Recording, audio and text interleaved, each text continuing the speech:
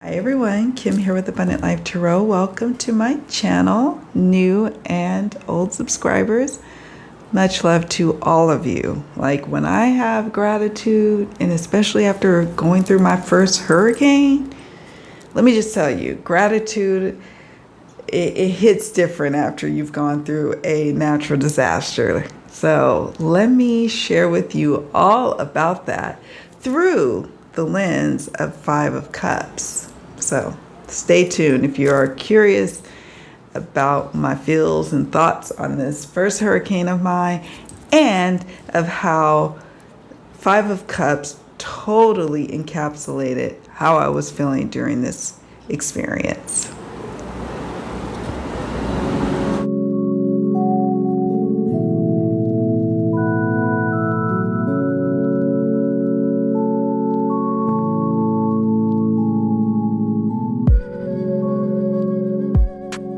So I'm back to YouTube.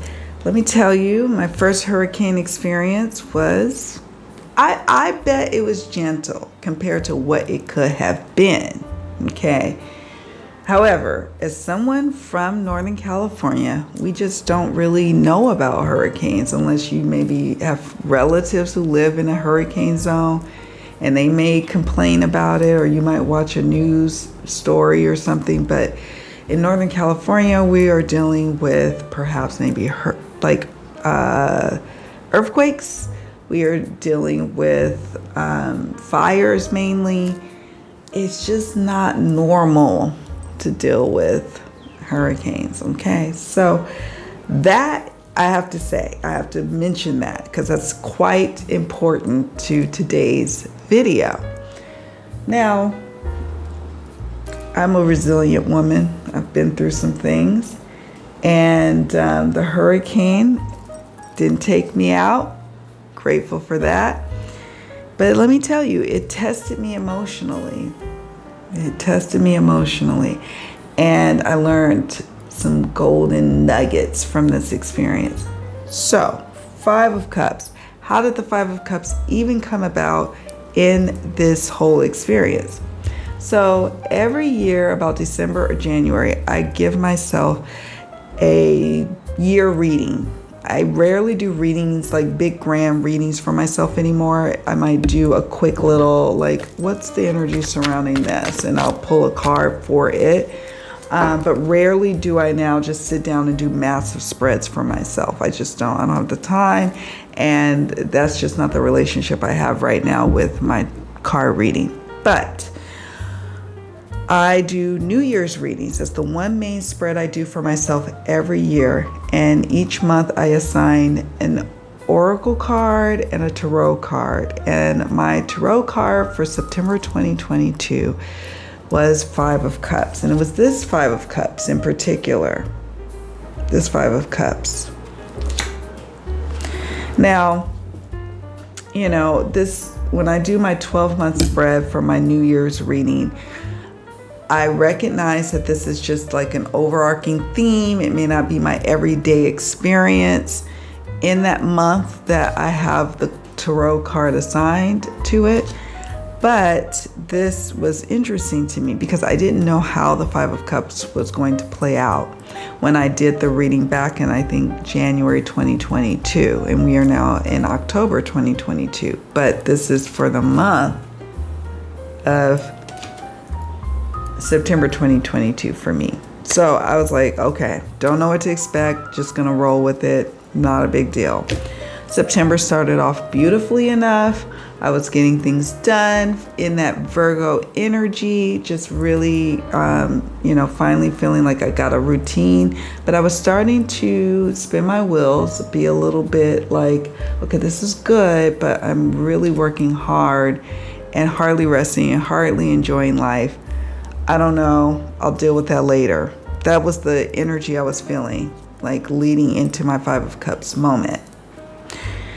Then I look at the National Hurricane Center website that I always consult during the hurricane season, because now I moved from California to the Caribbean.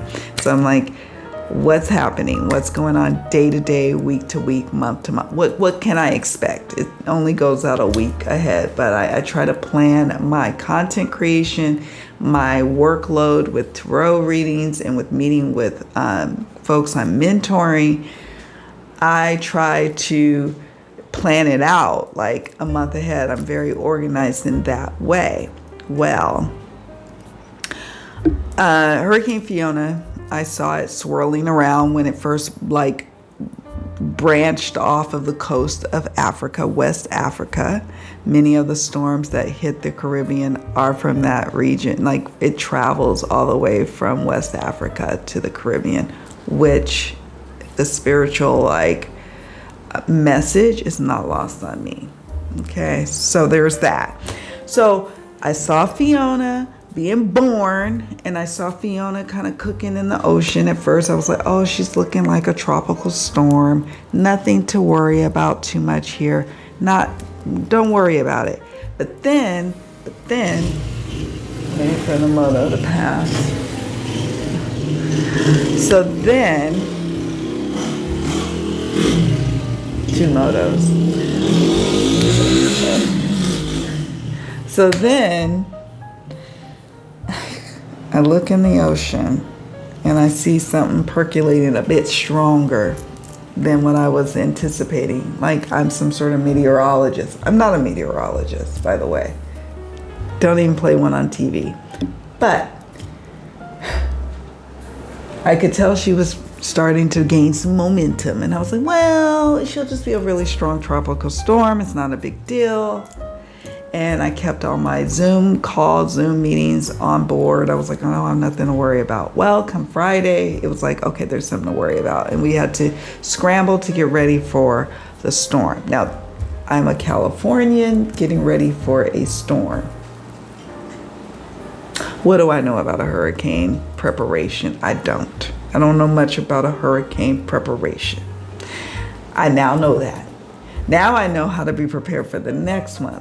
But I did good. A couple of things that I did good to prepare me for my first hurricane was I had a generator that I invested a lot of money. I actually had to travel, I didn't travel. My husband traveled far in this country, in the Dominican Republic, to find this particular strong generator, because there's like really small ones, there's big ones, there's cheaply made ones, there's really nice ones. So you kind of have to be a little bit researched up on what kind of generator needs you have. So we had a generator, thank God, because we were without power for 8 days, you guys.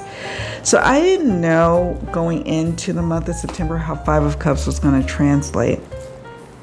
But let me tell you,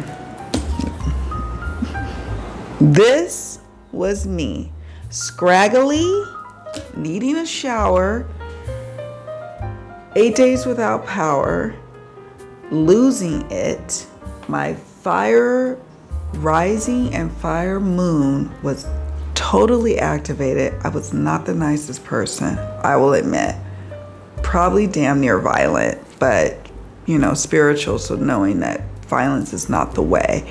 But I was feeling away. Like, I didn't realize how much I relied on the conveniences of power, electricity, and then don't even mention the internet. Like, we're still operating with half internet over here.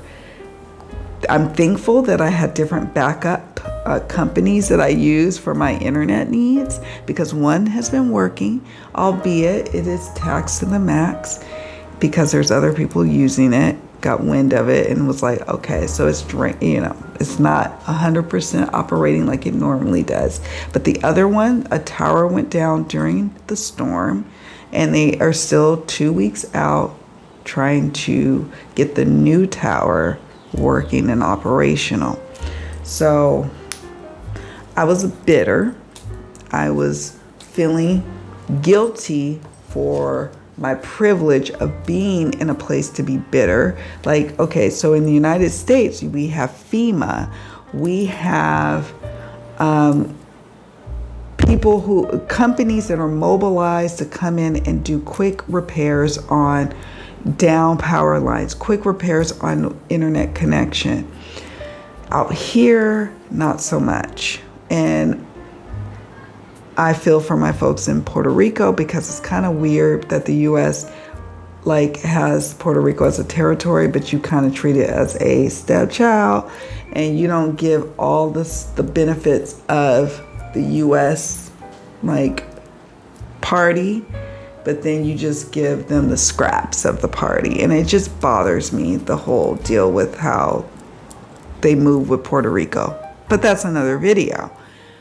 In terms of the Dominican Republic, is its own sovereign country, and they have limited resources. So it's literally these people are working day and night to restore power. And blessed be, we got power in 8 days. 8 days. I would tell you the joy that I felt when I went to go power off the generator because we were running out of gas. Gasoline goes sky high in natural disasters. I know that from being in a large earthquake in San Francisco back in '89. Y'all might know it if you are from the Bay Area, the Loma Prieta earthquake. Gasoline skyrockets. So because people are using generators, they're doing, they're allowed, I guess, to just price gouge folks. So anyways, gasoline is going high. So we have to be very strategic about when we ran our generator. But we had a generator. There were people who did not have a generator. Many folks out here do not have a generator. And we did. And we powered the locals. We live amongst many of the local peeps from the Dominican Republic in our town and from the Haitian community. So we live amongst them. So it was beautiful to see we had something that we could offer in terms of power. So they could power their cell phones. They could power, I think, most of them just had cell phones they were powering. And that was cool to be able to offer that. But I was bitter belly, like Betty. I was going to say bitter belly. I was bitter belly too because I refused to eat. Whenever I go through a stressful moment in my life, what ends up happening is I don't really eat. I kind of just shut down because I don't want to upset stomach. It's a weird thing with me. I don't like getting sick to my stomach and coming out. I'm just really weird about it. Always have been. So some people stress eat. I don't stress eat. I pause when I'm sad, depressed, emotionally distraught. I don't eat. I have to really make conscious efforts to eat just a few bits and bites to just have some sustenance during my stressful moment. And then once I get through my stressful moment, I start to eat like a crazy person. Right now, you guys, now that we're past the acute phase of recovery, I am eating all the time. I'm hungry now. I don't even know what time it is. It's time to eat. But you see this person? That was me waiting for power. That was me disappointed. Only could see the glass half empty. I was not able to see the blessings of the fact that our house was left intact. We're okay physically. Yes, emotionally, it's a bit taxing to go through a hurricane. And the hurricane itself is not that rough. I've been through rougher in life. I'm sure Hurricane 5 would be quite different than what we went through. That's fine. It was like a Hurricane 1 to 2 at times, but back down to 1. Okay, I'll give it that, but it was the aftermath that really got me. The no electricity. No electricity would not be such a big deal with a generator, but our plumbing out here, at least for our house, is tied to electricity. So the pump runs when there's power. If there's no power, our pump to our water source is not going. So we can't flush the toilets. There's no running water out of the tap. And all I wanted to do after the storm was to clean on the inside. We have a new puppy, a new little puppy Rottweiler. And When I tell you I was emotionally distraught by the state of the house and like just not being able to use water, and we would fetch water in the morning from our tank or water tank, but it's finite. We're not trying to go out there all day just grabbing water. We have to be strategic. It was like, whoa, okay. I have been living in a first world reality for a long time, and I'm still having it good compared to the people around me who don't have any water. They're waiting for their government to ship in water, where we had water in a tank that we just constantly keep replenished. And so we were good in that regard. We just couldn't have it pumped to the house because of no electricity. So we learned something from that. We're like, okay, what can we do as a workaround? We figured out a workaround that we're going to have to invest in to have water constantly coming in the house, even in a power outage such as the one we went through. I mean, it was so corroded, you guys. 5 of Cups. Here's another thing about the 5 of Cups. Whether it's dealing with relationships or disappointments just in general in life, sometimes it's just a season to wallow. Sometimes it's just a season to be with your emotions and feel crappy about them. And not have somebody quickly come in, well, be grateful that you're alive. Be grateful that you got this, and be grateful that you have that. You have been emotionally took to the brink, and now you're trying to deal with it. Part of dealing with it is addressing the season that you are in presently. If you are doing a reading for someone and the 5 of Cups comes up in the reading, it's not the time to be like, oh, they're there, move on. No, this is the season and the station that they are in. They are in a 5 of Cups moment. Let that querent and client be in that moment. And yes, you can give them, if they ask, or if you feel intuitively called to give them a little nugget of hope, yes, do that afterwards. But allow them the space to feel grief, disappointments, emotionally feeling spent, not being able to see the glass half empty. Eventually, they will see the glass with the 6 of Cups half full. Okay? But for now, they can't. Right now, they're in this season. So I'm a part of expat Facebook groups. And it's just super vital community to stay in communication with those who have also moved to the country that you're residing in. It's a great resource for those who just even want to travel. It's to check out Facebook groups and join those Facebook groups and ask questions, or do a search and see if your questions have already been answered. It's just a great resource. There was one woman, I think she was European, either Italian or like in another language, for sure.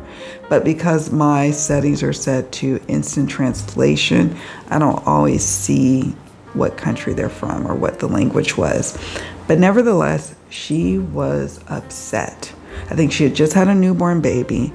We are now day 6, day 7 of no power. She lives, it sounds like in like a complex, not like a standalone home. So she has this generator that's on her porch or near her house, near her living situation. She's complaining in the Facebook group that's shared also with people who actually are native to the country. She's sharing that all she's smelling is monoxide from running the generator. She's going crazy, she says. She's just really at the brink, she says. Okay. And quickly, whether they're people from Europe or America or this country, they were quickly like, you should be grateful that you're alive. You need to stop complaining. First world problems, blah, blah, blah. And I commented to her, hey, I hear you. It's okay you feel that way. You know what? That's all right. You're going through it right now. And it's your going through it moment that I'm honoring. Yeah, Okay, great. She should be grateful that she has a generator. She should be grateful that she has a roof over her head. But she's saying, I am emotionally and mentally at my brink. I don't know what to do. And so I gave her some other little solution. And she didn't have to say much. She just sent the little hearts, emojis, or whatever. She didn't have to say much, but everybody else was attacking her.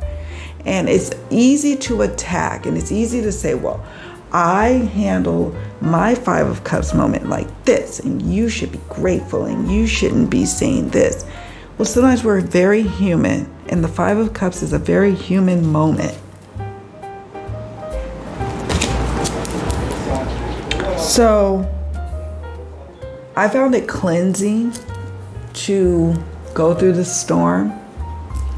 It cleansed away some different things that was going on in my own personal life, overwork, complacency with it. Where is it? There's the Four of Cups. This is preceding my Five of Cups moment. Okay, we got number four, Four of Cups, 5, 6. Yeah, those 4 and the 6 are not on the table, but as a tarot reader, I know what precedes the card I'm looking at and what comes after the card I'm looking at. So I realized I was going on a trajectory that was going to lead to apathy towards my life. So this storm was cleansing. I got down to what's most important and just emotionally nurturing myself and my close loved ones, my partner, my child, my children, and that live abroad, and my child who lives here, and then our new puppy. Getting back to the basics and honoring that I was looking at things glass half empty. I was like, this is hopeless. We're never going to get power. We're never going to get internet. This is hopeless. I make my living off of communicating with people through the internet. How am I going to survive? And I honored that. I journaled about it. And then I started to do things that made me feel better. I started making bracelets. I started journaling. I started decorating my planner. I started just enjoying spending time with my daughter in the hot, getting bit up by mosquitoes, but nevertheless, I slowly started to climb out of the emotional deep well of sorrow that I was in about the situation. Just as I did that, on the 8th day, we had power. Oh my God. I should do just one quick video about the moment that it happened. So 5 of Cups. Allow people to have the space to grieve, to emotionally process, to say, yeah, this sucks. I get it. It's hard. It's hard to shift to the positive. It's hard to not focus on what's to come beyond this moment. But okay, you're in this moment. So how are you feeling? And what would make you feel better in this moment? It's a sucky situation, whether it happened onto you or as a result from your actions. It's sucky.